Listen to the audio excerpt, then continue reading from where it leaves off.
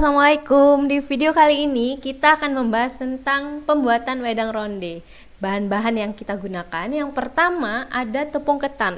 Untuk takarannya akan aku sertakan di deskripsi, jadi kalian baca aja ya teman-teman. Lalu ada tepung tapioka, ada gula jawa atau gula merah. Lalu ada kacang tanah yang udah digoreng, lalu ada kolang-kaling yang udah direbus, lalu ada pasta pandan, dan ada pewarna merah. Aku pakai yang merah rose.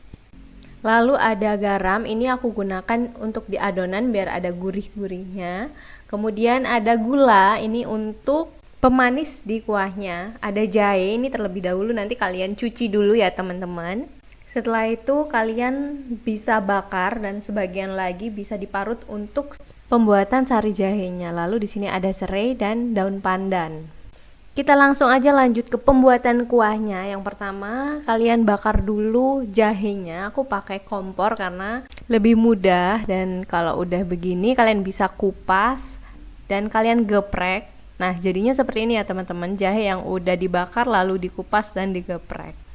Setelah itu kita didihkan dulu air, lalu kita masukkan sedikit demi sedikit gula merahnya. Kalian bisa potong dulu kecil-kecil atau langsung dimasukkan gitu aja. Lalu kalian aduk sampai dia benar-benar mencair semuanya. Lalu kita tambahkan gula pasir, lalu geprekan jahe, serai, dan pandannya. Nah, ini kita aduk-aduk dulu, kemudian kita masak kurang lebih 10 menit aja.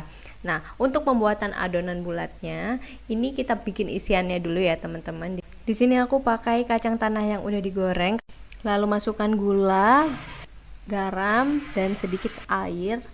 Lalu kita blender aja, nanti hasilnya akan seperti ini ya teman-teman kurang lebihnya. Lalu kita ambil sedikit dari adonannya, lalu bisa kita tekan-tekan begini. Nah, ini kalian tekan-tekannya sampai dia itu padat ya teman-teman.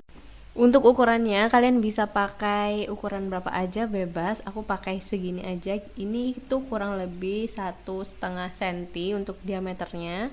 Nah, kalau kalian pakai ukuran ini kira-kira kurang lebih dapat 45 isian. Nah, sekarang kita buat adonannya dulu. Di sini kita campurkan aja tepung ketannya, kemudian sedikit tepung tapioka dan sedikit garam, lalu diaduk-aduk agar semua campurannya itu merata ya teman-teman. Lalu kita tambahkan air sedikit demi sedikit aja, jangan terlalu banyak.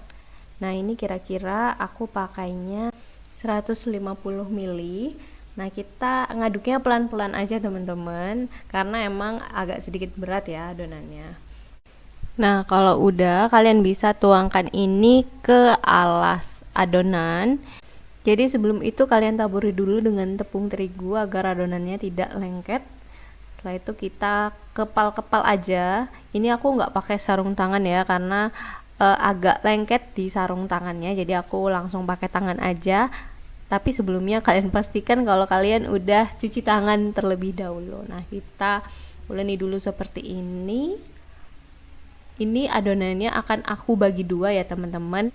Yang pertama aku mau buat warna hijau, yang kedua aku mau buat warna pink. Nah, ini aku mau buat warna hijaunya dulu. Aku kasih sedikit aja pasta pandannya. Di sini kalau yang hijau aku pakai pasta pandan karena kebetulan juga warnanya hijau. Nah, untuk yang warna pink nanti aku mau pakai pewarna. Dua-duanya aku pakai yang merek kupu-kupu. Nah, setelah hijaunya kita uleni dengan rata, jadi warnanya kurang lebih akan seperti ini ya. Jadi nggak mencolok gitu warnanya, agak soft. Nah, setelah itu nanti akan aku bagi menjadi dua ukuran, makanya aku pisah jadi dua, jadi 3/4-nya untuk adonan yang berukuran besar, lalu yang 1/4-nya lagi untuk adonan yang berukuran kecil. Nah, untuk mengisi pada bulatan besarnya terlebih dahulu kita pipihkan, lalu kita tutupi isiannya seperti ini dan kita bulet-buletin aja di telapak tangan.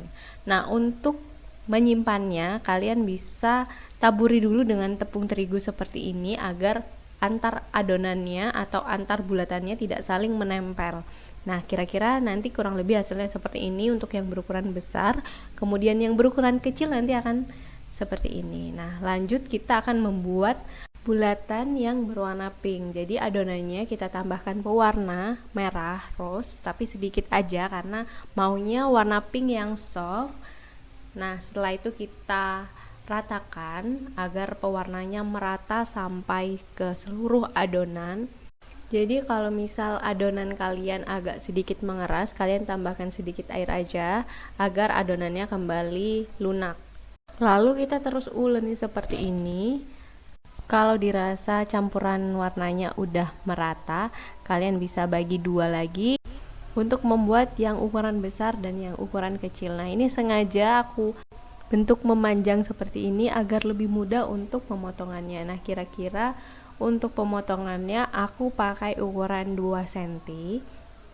Jadi kita potong-potong aja, kemudian kita ambil cara yang sama, kita pipihkan dulu, kemudian kita isi dengan isiannya, isian kacangnya, lalu kita tutup dan kita bulet-buletin aja. Nah, ini diulangi sampai adonannya habis ya teman-teman. Nah, kira-kira dapatnya segini untuk satu resep ya.